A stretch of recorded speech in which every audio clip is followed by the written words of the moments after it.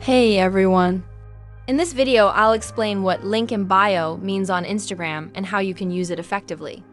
To start, open Instagram and tap on the profile icon at the bottom right corner. On your profile page, you'll notice a clickable link right below your name. This is what people refer to when they say link in bio. When you click on that link, it directs you to the associated website or page, like mine here opens a specific web page.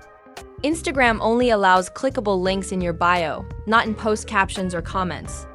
If you want to add or update your link in bio, go back to your profile and tap Edit Profile. Then find the website field. Here, you can add or change the link to any web page you want, such as your Twitter, TikTok, or personal site. Save your changes, and you're all set. It's a simple way to guide your audience to external content directly from your profile. If you found this helpful or have questions, feel free to drop a comment below.